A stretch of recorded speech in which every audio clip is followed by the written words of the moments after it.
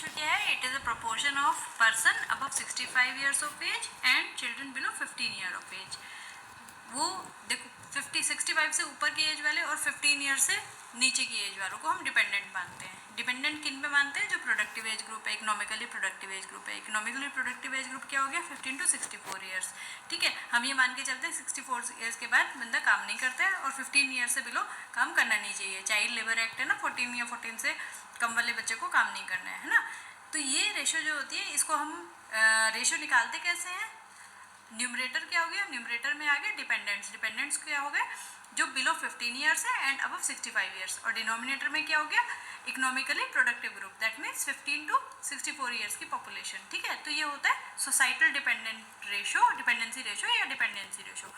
ये basically crude होता है ना।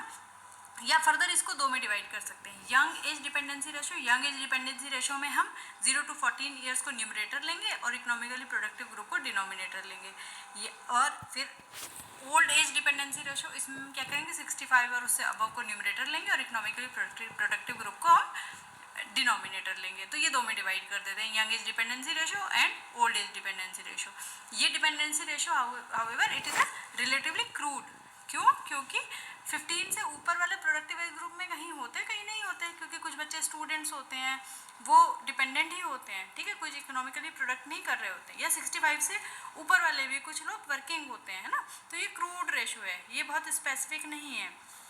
इंडिया में जो लेटेस्ट डेटा है 2023 का, इस दैट उसके हिसाब से क्या है? 48% पॉपुलेशन डिपेंडेंसी रेशो है। ठीक है, टोटल डिपेंडेंसी रेशो जो है, कोई भी कंट्री जब अर्ली स्टेजेस ऑफ डेवलपमेंट में होती है तो टोटल डिपेंडेंसी रेशो जो होती है वो कम हो जाती है। कम क्यों हो जाती है? क्योंकि फर्टिलिटी रिड्यूस हो जाती है। ठीक है, बच्चों की पॉपुलेशन कम हो जाती है और एल्डरली की पॉपुलेशन लगभग वही रहती है। ठीक है, तो इसमें टोटल डिपेंडेंसी रेशो हमारी कम हो जाती है क्योंकि न्यूमरेटर में बच्चों की पॉपुलेशन कम हो जाती है। लेकिन सब्सिक्वेंटली क्या होता है? ओल्डर एज ग्रुप बढ़नी शुरू हो जाती है, उसमें पॉपुलेशन बढ़नी शुरू हो जाती है और फर्टिलिटी हमारी कमी रहती है। तो जो शिफ्ट हो जाता है डिपेंडेंसी का, वो चाइल्ड डिपेंडेंसी से ओल्ड एज डिपेंडेंसी पे भी चला जाता है। ठीक है, क्योंकि फर्टिलिटी हमारी डिक्लाइन हो गई और लाइफ एक्सपेक्टेंसी हमारी बढ़ गई, तो ओल्ड एज पॉपुलेशन ज़्यादा हो जाती है, बच्चे कम हो जाते हैं, बच्चों की पॉपुलेशन कम हो जाती है, तो शिफ्ट हो जाती है हमारी child dependency ratio old dependency ratio पे। जो अगर रैपिड डिक्लाइन हो रहा है डिपेंडेंसी रेशो में, स्पेशली चाइल्ड डिपेंडेंसी रेशो में, तो ये क्या इंडिकेट करता है?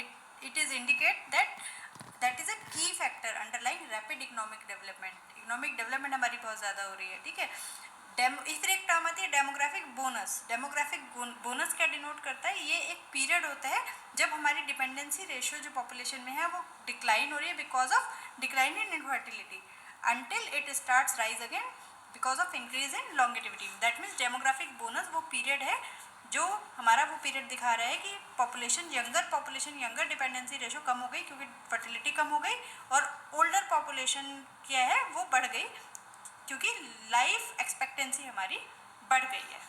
फिर एक टर्म आती है हमारी डेमोग्राफिक बर्डन।